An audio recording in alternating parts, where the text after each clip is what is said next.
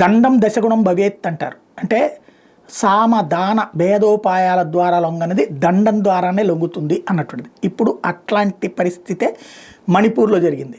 అయ్యా అని ఆయా తీవ్రవాద సంఘాల వాళ్ళందరినీ కూర్చోబెట్టి మాట్లాడారు. బట్ ఠుట్ అన్నారు కుకీలు మైతీలు అందరూ కూడా. ఆ తర్వాత అక్కడ రాజకీయపరమైనటువంటి అంశాలని బేస్ చేసుకుని అయ్యా మీరు ఇట్లా గొడవ పడకూడదు అని చెప్పారు. అని చెప్పి ఇంకొకసారి ఆ చైనా వాడి ప్రోత్సాహంతో మయన్మార్ వాడు ఇచ్చినటువంటి ఆయుధాలతో వ్యవహారాలు నడుపుతూ వచ్చారు. జరిగిపోతూ వచ్చింది. ఆ ఉద్రిక్తతల్ని అటు రాహుల్ గాంధీ వాడుకోవాలని చూశాడు, కాంగ్రెస్ పార్టీ వాడుకోవాలని చూసి ఎన్డీఏ వాడుకోవాలని చూసింది. దానివల్ల ఆశించిన ఫలితం దక్కలేదు. కానీ ఏది ఇండియాలో ఎలక్షన్ పరంగా, కానీ ప్రపంచంలో ఇండియాని బదనాం చేయడానికి మాత్రం ఉపయోగపడింది.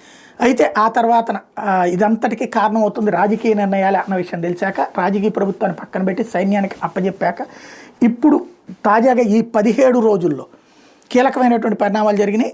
దాదాపుగా వందలాది మంది లొంగిపోతున్నారు. అటు కుకీలు కావచ్చు, ఇటు మైతీలు కావచ్చు. అదే సమయంలో సెక్యూరిటీస్ ఫోర్సెస్ చేతిలో పూర్తి కంట్రోల్గా ఉంది. ఈ మొత్తం వ్యవహారం అంతా కూడా అజయ్ భల్లా నేతృత్వంలో ఉన్నటువంటి సెక్యూరిటీ ఏజెన్సీస్ జాగ్రత్తగా చేసుకోవాల్సిన హోంశాఖ కార్యదర్శి అజయ్ భల్లాకి ఈ పనిని అప్పచెప్పారు. ఇప్పటి వరకైతే అది సక్సెస్ఫుల్గా నడిచింది.